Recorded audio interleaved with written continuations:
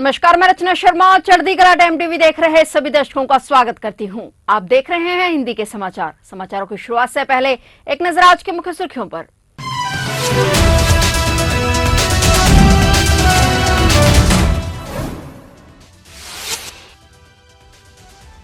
देश में एक और चक्रवाती तूफान ने दी दस्तक। 1.5 करोड़ लोगों पर मंडरा रहा खतरा। फ्लोरिडा में आपातकाल की घोषणा, स्कूल और एयरपोर्ट हुए बंद।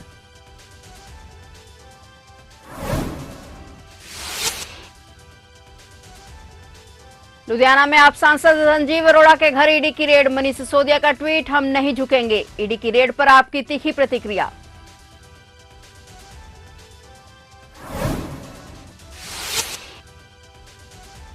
हरियाणा में नई सरकार के गठन की उल्टी गिनती शुरू। इम्तिहान खत्म, अब एक दिन का इंतजार। कड़े मुकाबले वाली 30 सीटों पर कुछ भी हो सकता है परिणाम।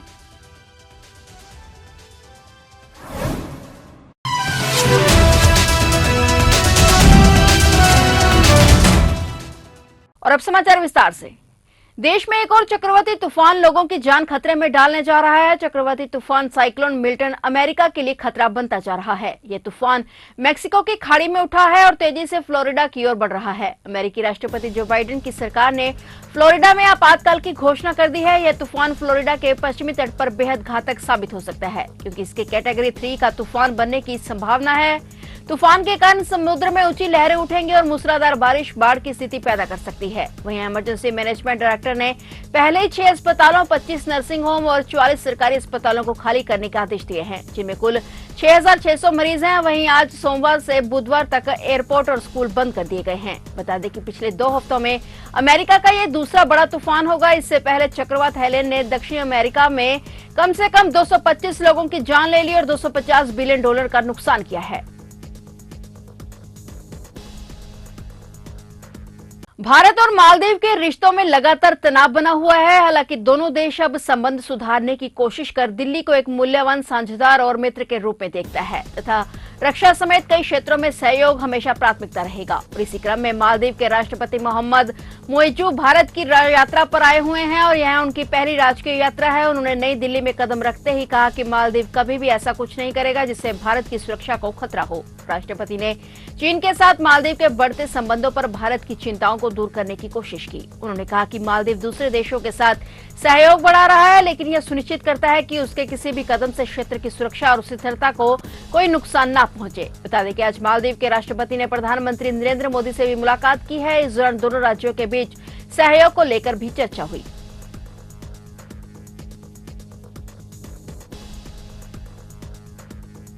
चेन्नई के मरीना एयरफील्ड में हुए एयर शो के दौरान उस हादसे के बाद तमिलनाडु सरकार और स्थानीय प्रशासन सवालों के घेरे में आ गया है। दरअसल एयर शो के दौरान दम घुटने से 5 लोगों की मौत हो गई थी, जबकि 100 से ज्यादा लोगों की गर्मी के चलते तबीयत बिगड़ गई थी। उन्हें अस्पताल में भर्ती कराया गया। दावा यह भी किया गया कि एक व्यक्ति की मौत हीट स्ट्रोक के चलते हुई। और इस सब बीच अनामुद्रिक नेता कोवई सत्यन ने तमिलनाडु की स्टालिन सरकार पर जमकर हमला बोला। उन्होंने स्वास्थ्य मंत्री स्वामी स्वरबनम के इस्तीफे की मांग की और घटना को द्विमुख सरकार का कुप्रबंधन करार दिया। वहीं भाजपा के प्रदेश अध्यक्ष के अन्नामलाई ने इस घटना पर गहरा दुख व्यक्त किया और घटना के लिए डीएमके सरकार को जिम्मेदार ठहराया। बता दें कि भारतीय वायुसेना ने 8 अक्टूबर को आगामी 92वें वायुसेना दिवस से पहले रविवार को चेन्नई के मरीना बीच पर एयर शो का आयोजन किया। 21 साल में पहली बार चेन्नई ने वायुसेना दिवस समारोह की मेजबानी की। उमस भरी गर्मी के बीच हजारों की संख्या में लोग एयर शो देखने पहुंचे। एयर शो में करीब 15 लाख लोगों ने शिरकत की। एयर शो खत्म होने के बाद भीषण गर्मी के चलते कई लोग बेहोश हो गए। उन लोगों को अस्पताल ले जाया गया, जहां डॉक्टरों ने इन्हें मृत घोषित कर दिया।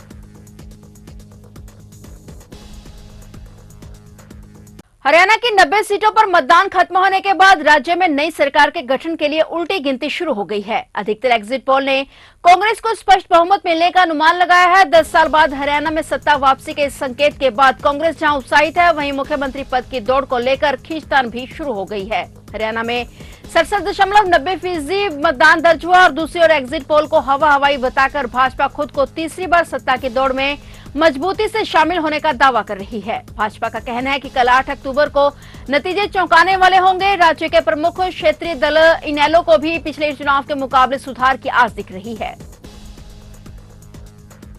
लुधियाना में आम आदमी पार्टी के राज्यसभा सदस्य संजीव अरोड़ा के घर ईडी की रेड हुई है। इसके अलावा फाइनेंसर हेमंत सूद के ठिकानों पर भी ईडी ने दबिश दी है। जानकारी के मुताबिक ईडी की टीमों ने सुबह ही इनके ठिकानों और कुछ करीबी व्यापारिक साझेदारों के यहां दबिश दी। हेमंत सूद पूर्व कैबिनेट मंत्री भारत भूषण आशु का करीबी है। अनाज माल ढुलाई मामले में आशु का नाम आने के बाद हुई जांच के बाद अब हेमंत सूद पर कार्रवाई की गई है। बताया जा रहा है कि जांच में विदेशी लेन देन भी सामने आए हैं। ईडी के अफसर सुबह चंडीगढ़ रोड स्थित हैम्पटन होम्स में हेमंत सूद के घर पर पहुंचे और जांच शुरू की। और वहीं अब तक इस मामले में आधिकारिक तौर पर पुष्टि नहीं की गई है। जांच के दौरान कई दस्तावेजों को आगे जांच के लिए कब्जे में लिया जा रहा है और कंप्यूटर में फीड डाटा की भी जांच की जा रही है। वहीं ईडी की रेड पर आम आदमी पार्टी ने तीखी प्रतिक्रिया दी है। वरिष्ठ नेता मनीष सिसोदिया ने एक्स पर लिखा कि आज फिर मोदी जी ने अपने तोता मैना को खुला छोड़ दिया है। आज सुबह से आम आदमी पार्टी के राज्यसभा सांसद संजीव अरोड़ा जी के घर ईडी वाले रेड कर रहे हैं।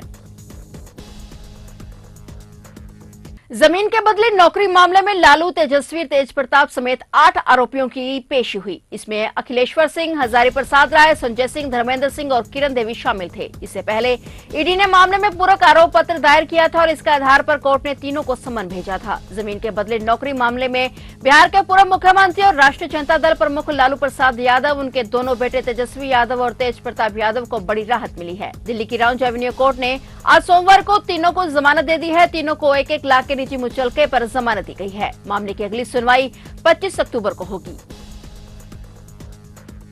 उत्तर प्रदेश में हरदोई के बिलग्राम क्षेत्र के छिबरामऊ स्थित राजघाट पर गंगा नदी में पूजन सामग्री विसर्जित करने गई 2 बच्चियां डूब गई। पुलिस ने जानकारी देते हुए बताया कि सांडी थाने के मतनी के रहने वाले दिव्यांशी 6 वर्षीय और 8 वर्षीय शिवांगी अन्य लड़कियों के साथ नवरात्रि की पूजन सामग्री विसर्जित करने राजघाट गई थी, लेकिन इस दौरान वे फिसल जाने के कारण नदी में डूब गई। सूत्रों से मिली जानकारी के मुताबिक स्थानीय गोताखोरों की मदद से 6 घंटे के बाद शव बरामद किए जा सके और उन्हें पोस्टमार्टम के लिए भेजा गया है। पुलिस ने बताया कि दोनों बच्चियों के पिता मजदूर हैं और हरियाणा में काम करते हैं।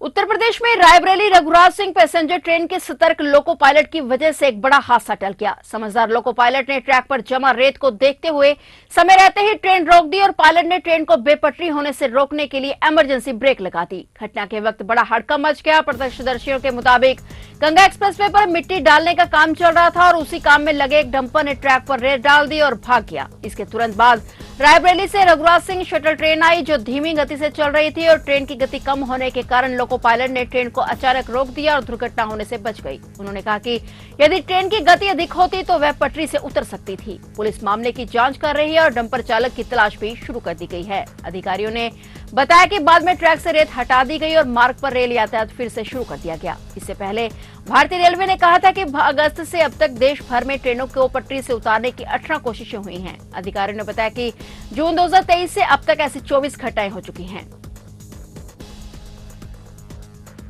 राजधानी दिल्ली की खराब सड़कों को लेकर पूर्व सीएम अरविंद केजरीवाल और सीएम आतिशी ने प्रेस कॉन्फ्रेंस बुलाई। अरविंद केजरीवाल ने बताया कि जब मैं जेल गया था तब इन लोगों ने सरकार के काम को रोकने में कोई कसर नहीं छोड़ी। सड़कों की मुरम्मत तक रोक दी गई थी और हमारे लोगों ने सड़कों का निरीक्षण कर रिपोर्ट तैयार की है। उन्होंने कहा कि हमने देखा कि सड़कों की हालत ठीक नहीं थी। मैंने आतिशी से अनुरोध किया था कि वे विधायकों और मंत्रियों के साथ सड़कों का निरीक्षण करें और जो भी सड़क खराब है उसे तुरंत ठीक करवाएं। उन्होंने ये भी कहा कि मैंने इस संबंध में उन्हें एक पत्र भी लिखा था। मुझे खुशी है कि इस संबंध में दिल्ली के सभी विधायकों, नेताओं और मंत्रियों ने सड़कों का निरीक्षण कर रिपोर्ट तैयार की और मुरम्मत का काम भी शुरू हो गया है।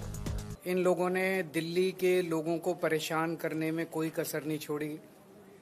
इन्होंने दिल्ली सरकार के बहुत सारे काम रोके। लौटने के बाद अभी कुछ दिन पहले आपने देखा कि मैं और आतिशी जी कुछ सड़कों का मुआयना करने के लिए निकले। लोगों की शिकायतें आ रही थी कि उनके एरिया की सड़कें खराब हो गई हैं। इन्होंने नॉर्मल सड़कों का मेंटेनेंस जो होता है, रूटीन मेंटेनेंस, वो भी इन लोगों ने बंद करा दिया था। तो हमने देखा कि सड़कों की हालत अच्छी नहीं थी। तब मैंने आतिशी जी से निवेदन किया था कि विधायकों के साथ और मंत्रियों के साथ सड़कों पे उतर के दिल्ली की सारी जो पीडब्ल्यूडी की सड़कें हैं उनका मुआयना किया जाए और जो जो खराब हैं उनको तुरंत प्रभाव से ठीक किया जाए। इस बारे में मैंने आतिशी जी को चिट्ठी भी लिखी थी। तो मुझे खुशी है कि इन लोगों ने, सारे हमारे पार्टी के विधायकों ने, लीडर्स ने और मंत्रियों ने सड़क पे उतर के रात दिन वो इंस्पेक्शन किया है और सड़कों का मुआयना किया है और कितनी खराब है, कौन कौन सा काम करने की ज़रूरत है, उस सारी रिपोर्ट एक बनाई है। और रिपेयर का काम भी शुरू हो गया, रिपेयर का, रिकारपेटिंग का। तो मैं आतिशी जी से कहूँगा कि एक बारी आपको वो बता दें।